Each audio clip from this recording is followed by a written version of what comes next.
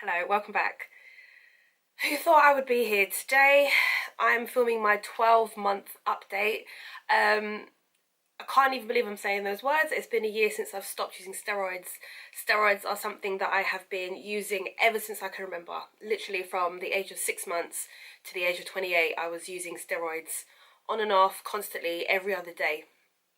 And now I'm sitting here having said that I've almost reached exactly 1 year of not touching them at all. Today is the 3rd of November 2018 and I started this journey on the 6th of November 2017. I'm just going to backtrack a little bit. From the beginning of last month I had a really bad knee, and since it was getting better I didn't need to use my knee compression. Yeah, about a week after that my knee dislocated. I was sitting on a bed and I just turned my body too fast and I just felt my knee. If anyone's had a dislocated knee, you know that feeling where you know that the joint is not in the right place and you're trying to move your leg and it just feels like there's some kind of resistance or some kind of pressure pushing in the wrong direction. Oh my days, I was in tears. I was panicking because I thought, oh my god, I'm going to be stuck like this forever. I was ready to call the ambulance. All I wanted them to do was to like shoot me up with painkiller for them to pop it back out. I tried stretching out my knee and there was a point where I couldn't straighten it any further. So I thought, okay, bending may be better. After about half an hour, the pain was subsiding because I had taken some painkillers. I managed to bend my knee and pull my knee up to my chest and like yanking it. And I felt this click and it popped back into place. And I was fine after that. I could stand up, it was fine, but even now it's just been over a month, maybe like 5 weeks. My knee is still a bit sore. It's not 100%. I'm scared that it's going to dislocate again. I'm terrified of that feeling, but I'm fine. On top of my knee, the last 2 weeks I've been very, very sick. And I'm coughing up the green stuff. I lost my voice. I've not had an appetite. I've just been very ill. It's just a bit of a coincidence that it happened exactly the same time last year. And that's kind of like what I wanted to talk about in this video. Just things that I've noticed since coming off the steroids. One of those things is that I haven't been sick.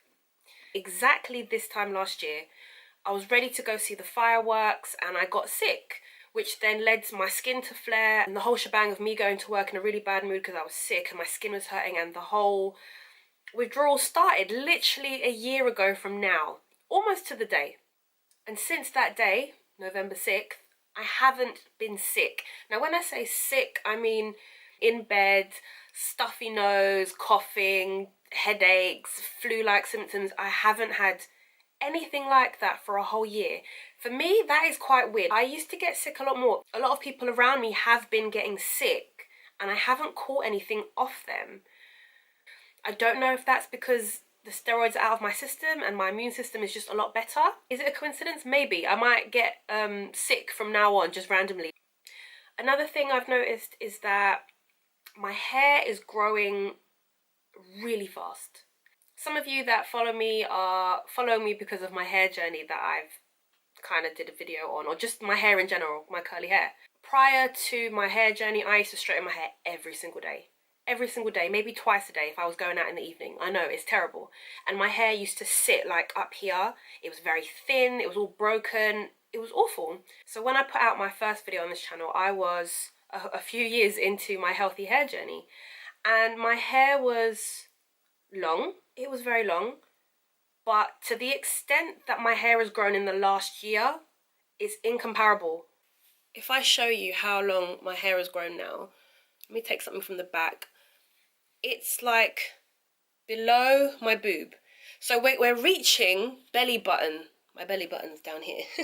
So we're reaching belly button length. And my hair hasn't been this long since I was in school. I'm aspiring to be that mermaid that I was meant to be. It makes sense to me because some people, when they come off the steroids, their hair falls out. And I just feel like since the steroids have come out of my system, my hair is just flourishing. And it feels so much softer and thicker and shinier, and it's just different. I am, or have known to be, a snorer. That is generally because I always have a blocked nose, so at night when I'm breathing, I can't breathe through my nose, so I breathe through my mouth. Sorry everybody that's ever had to sleep in the same room as me or next door to me, I'm sorry. I even went to the doctors for it. I even got one of those mouth guards that absolutely did nothing. The next step for me, if that didn't work, would have been to laser off some bits in my nose to widen my nasal passage, but the doctor also said that it may change the shape of my nose. And that's terrifying. I ain't trying to change the shape of my face, so I went for the mouth guard. I'll be honest, I never really used it. I probably used it like 3 times, and it was very uncomfortable to sleep in. But since coming off the steroids again, I think I got my mouth guard sometime in April of last year, and I stopped the steroids in November. Since coming off the steroids, my breathing is just so much clearer. Maybe not right now because I'm sick. It's not necessarily mucus or snot, we'll say. It's usually because my nasal passage is so swollen. I could blow my nose for days, nothing's coming out, but my nasal passage is blocked. And now, it's not really an issue. I also noticed that I use a lot less lip balm. I used to carry this. This is my MAC pot, which has Aquaphor in it. I used to religiously carry this in my bra, because if I don't put it in my bra and I need lip balm, I panic, because my lips were always so dry and cracked. So I just felt like the best place to put this is in my bra, so it's always with me. Definitely coming up to summer of this year, this has not been in my bra. I leave it in my bag, and I find that I don't even reach for it. It's just weird. I know you're probably thinking, okay, revelation, she doesn't need lip balm, but for someone with a skin condition to say that you don't need a certain cream to survive anymore, it's like a burden's been lifted off your shoulders. A tub of Aquaphor now is gonna last me so much longer than it used to. It's been 12 months of going through this, and after 6 months, for me, is when I started seeing improvements, and where I got my life back, and I didn't have to worry about my skin like how I did at the beginning. In the beginning, it was the only thing that was on my mind. Just, how am I going to go out in public like this? How am I going to sleep tonight? What are people thinking when they look at me? That was the only thing that was on my mind for a good 6 months. Then May hit, and it was still difficult. I'm not going to lie. It wasn't just like overnight, it just changed. No, but I felt like I got my life back. It's been a crazy 12 months, but I'm not going to lie. I'm glad that I did it. I'm glad that I went through hell and came out the other end still smiling, because if I didn't go through TSW and document it, I wouldn't have met some amazing people this year. I wouldn't have been invited to some really cool events, or managed to be a part of something, if that makes sense.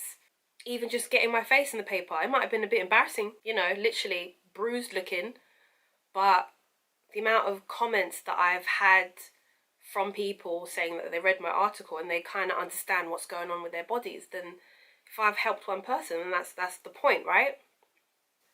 The amount of messages that I've had on Instagram from people just finding me through my channel, and then finding my page and just going through my pictures, and it's astonishing how many people have this condition, because when I go to their profiles, people have a completely normal Instagram page that you would never ever know that they're suffering, because that's what they choose to put out there. And same with me, I had a regular Instagram, but I made a second one to show you what it's really like behind the scenes, because Instagram is very fake. We know this. A photo says nothing about what's really going on.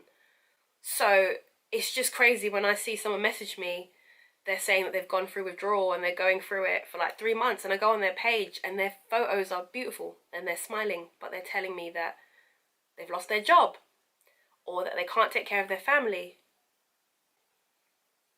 So it's heartbreaking, but it's heartwarming at the same time, because these people just struggle on, and it's a battle that most people will never ever see or understand. Also, going through this withdrawal has made me realize that I'm a lot stronger than I think I am. Yes, I cried the whole way through, felt insecure, but the point is, like, I didn't give up. I could have easily gone back to the doctors and asked for some more creams, but my resilience and my pride would not let me. And I just thought, no, you started this, you're going to finish. There is no need to go back on your word, because you know when you set yourself a task, whether it be like a New Year's resolution, you know when you first make it and all your strength is on there, like, this year I'm going to do this, and then a week in you lose that, and then like a week later you lose that push that you initially made the promise with. There were so many times when I lost that push and I just thought, what is the point in this? This is pointless, just putting yourself through torture. But look at this, 360 something days later, I didn't go back. And was it worth it? Yes, it was. It was definitely worth it. I always say, if you have any questions, just leave them in the comments. I try to reply to every single one. If you're too shy to put your comment on YouTube, you can go to my Instagram, either one. I'll leave them here for you, and just leave me a message and I will reply to you. When it comes to these videos, I guess I'd have to stop doing the updates here because my skin is so stable. There'll be nothing for me to talk about in the upcoming videos. However, if my skin ever does change or something happens, I will tell you guys. But as of now, I think I've reached the end of the journey, and the rest of it is just healing up scars and recovering, basically. So that is my 1 year update of going through topical steroid withdrawal. And what I'm going to leave you with now is just a montage of all the pictures I've taken throughout my journey. But thank you so much for following me on this journey, and I hope that all of you continue to heal.